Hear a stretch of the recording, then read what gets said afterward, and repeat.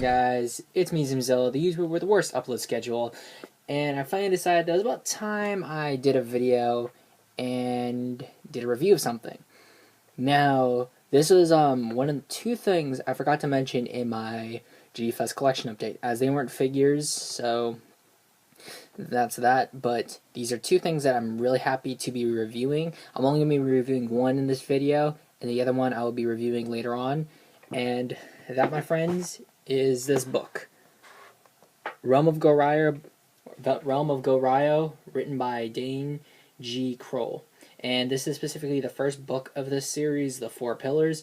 It also contains the prologue or prelude to the book, Japan versus Mankind.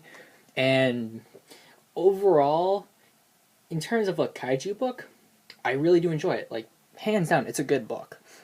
I think that it has that kind of, not exactly, it's not written like a teen or kids novel. It's written in a way where it's like, if you like kaiju, you'll like the way the writing style is, and it just has some of those really good beats to a kaiju film, as well as like good setups, and I think it's going to lead well into the series. As next GFest, I do plan to buy the rest of them and talk to him in person, as he did sign the book for me, as well as the other person who I got another book from, which I'll be reviewing later.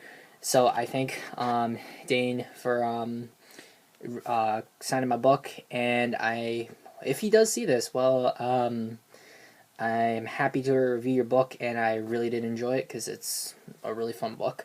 I'm only going to be going over the basics of this book, so I'm not going to be going too deep into the characters and the analysis of that. I'm just going to be going over in a slight review, give you the overlay, and if you guys want to pick up the book, I'm going to try to find a link for it. If it's, you can buy it somewhere online, and so forth, so that you can enjoy this book just as much as I did when I read it.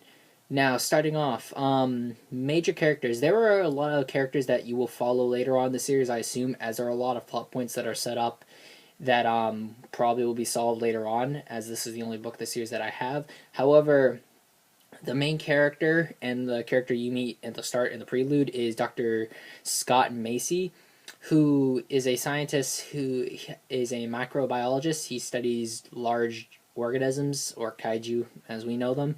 And in this universe, obviously this is a setup universe that he created himself in like around the times of 2011 all the way up to 2032, as this also takes place in the future. Kaiju have overrun Japan, and because of that, there was a large influx on the population moving into other Asian countries.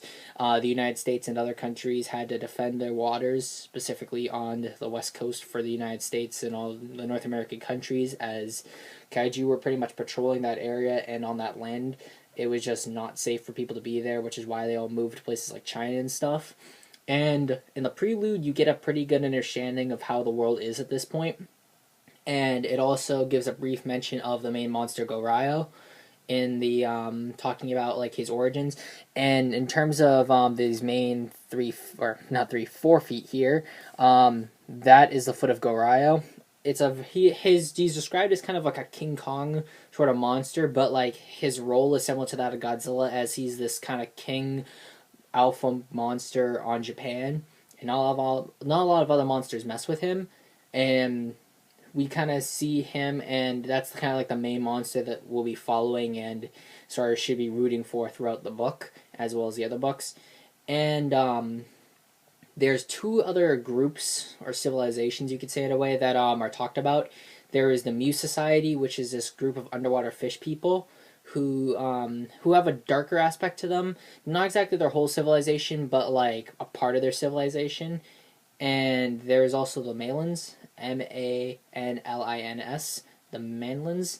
I hope I'm saying that right. Though the Manlins, they appear in 2032. And they help with they had a problem with their society, which caused them to help the humans create this right here, which belongs to Robo Goryo, which is kind of like the Mechani Kong Mechagodzilla foil to Goryo, as Goryo, acting similar to Godzilla, is more of a creature that doesn't really pay much attention to humanity, but doesn't really like them per se. Unlike Kong, who just kind of does his own thing, which in a way Goryo does. So he does share that, like I said, that kind of Godzilla, King Kong-ish vibe to him. And obviously Robo Goryo, being a robot, is the just sort of staunch protector of humanity. in terms of other mechas, there was another mecha that is talked about in the book, although his foot is not shown here. It is Babel 4, and its description is pretty interesting. I'm not going to talk about it right here as he's not one of the main four, but he also provides an interesting dynamic to Robo Goryo as they work in this kind of pair system. And not like a Pacific Rim kind of pair system, but like the two robots work in synchronization so that they can perform different roles to help out people who were either attacked by kaiju or experiencing trouble in certain areas that may not be kaiju related. And then in Japan, there's a monster called Tengi, or Tengi, that belongs to this foot right here. She is like a bird kaiju. I believe Tengi is. I think that's based off of a Japanese legend, if I do recall. I'm not sure, but I believe it is. And this monster fills sort of a Mothra-esque role, as she is staying in this one village which is under her protection, and she serves as the most powerful kaiju in the series as you see it here. And Tenji and Goryo do not really like each other per se, and that comes to a head later on in the climax of the book. And because that Tenji sort of works as not exactly a mediator, but sort of like an arbiter in a way, as because of her great power, she does not allow humans to interact with kaiju, as since kaiju have taken over Japan and humans as a whole want to take back Japan. But because Tenji is there, they know that Tenji can destroy humanity if she wanted to, and because of that, she doesn't really like. She's like, oh, don't come to Japan and bother the kaiju, and I'll leave you alone. But if you do, I'm pretty much gonna destroy all your civilization stuff. So the humans don't really bother the kaiju that way. However, there are ways around it, because there is a treaty that is talked about in the book, which kind of goes into more detail about why Tenji does what she does and why the humans do things in a certain way. And moving on, Macy's the only human character I'll be talking about, as there are the human characters, like I said, who have roles that will probably be established in the other books.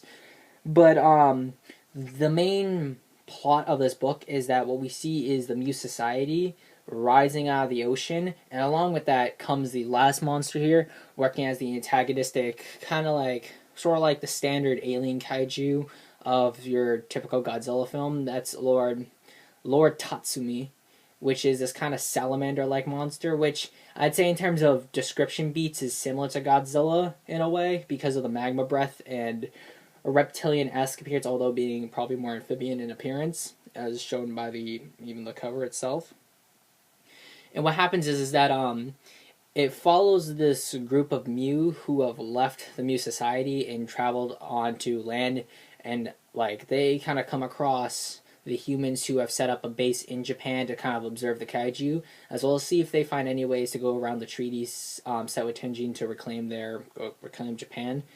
And because of that, this comes into conflict with Lord Tatsumi, as well as Tol in Air, Tol-in-Air, who is a ruler of the Muse Society and is kind of not exactly in control of Lord Tatsumi, but is sort of like the mouthpiece of Lord Tatsumi. As the Muse Society coming out of the water is sort of like a signal that they are coming and about to impose their justice and try to rule over the surface world, as they feel that they kind of feel shortchanged because they've been living under the water for so long, and because, like every environmentalist likes to say, we do terrible stuff to the world, even though the world does more stuff that's bad to itself than we do to it anyway. But that'll be getting off track. Because of this, Lord Tatsumi begins a slight rampage, going across the sea floor, going to Japan in search of the escaped quote-unquote Mew. And because of that, that also draws the attention of Goryo, who's already on Japan, who's been fighting other monsters and just doing his own thing. And it comes to a head where on the final climax, a big battle at the end of the book, Goryo, Robo Goryo, I keep wanting to say Mecha Goryo, Robo Goryo, Babylon 4, and Tenji, all of them all meet on this one beach, and they have a giant big classic monster brawl. And this results in just a giant draw, as no one wins. The issue is resolved immorally, I could say. I'm not going to spoil what happens in that, how the issue is resolved. I'm just gonna say that, like, you question Macy's morality as a character. However, it feels natural that, like, the issue in this book is not solved in a typical good guy does good things and therefore good guy saves day kind of thing. It's very much where it's like he feels natural as a character, and his characterization throughout the book is solid because of that, and it fits in line with what, like, if you were thinking like him, that's what you do. And because of that, my phone went off. I just feel that the characterization of him as a character, being like the quote unquote main character, is very nice. And I think the other characters, they work off him very well, as because he's the driving force and talks a lot in this book. It's like they kind of, like, he bounces ideas off them, they say little things and they bounce off him, which he redirects at them. Like, it's a very natural human conversation that happens in the book with some of these characters, and it's a joy to read, and it just has that nice charm to it where I feel that Dane, he really, I think being a monster fan, I think, like, when we write stories, we have this kind of, we really enjoy what we do when we get down like a certain dialogue chain going, and I think that that's probably what he was thinking right there. And that's about it. The book's really nice. Like, I wouldn't give it a perfect score. I'd say that overall there is no big issue I have with the book where it's like, oh, I would have done this differently. I feel that everything was done good, and I'd say it's definitely a must pick up. I want to make sure I get a link down in the description so that anyone who wants to get this book can pick it up, as well as any of the other books that he has written, as I do plan to go to GFest and buy this. I can get them signed, like this one. As you can see, I thank him again for signing this book for me. And in the future, this is just the first book review I'm going to be doing, as I also plan to be doing another series of books written by Matthew Denon. And the one I'll be reviewing is Chimera Scourge of the Gods. That is the one I bought, and I plan to read some of the other ones that he has, as I plan to buy those. And I also plan to do reviews of the Ultraman manga series. I am currently up to, issue 6 of the Ultraman manga, and I plan to probably do each review based on, like, issues 1, 2, 3, 4, 5, and 6 all separately. And I plan to probably go to my local bookstore soon to pick up the other issues if they have come out, because I periodically tend to try to do that so that I can stay up to date with the series. And that's all, guys. So just be on the lookout for both Ultraman and Chimera Scourge of the Gods. All these are great books, and I can't wait to review the other two, and I'm very happy I had time to review this one. So, that's all. See you guys.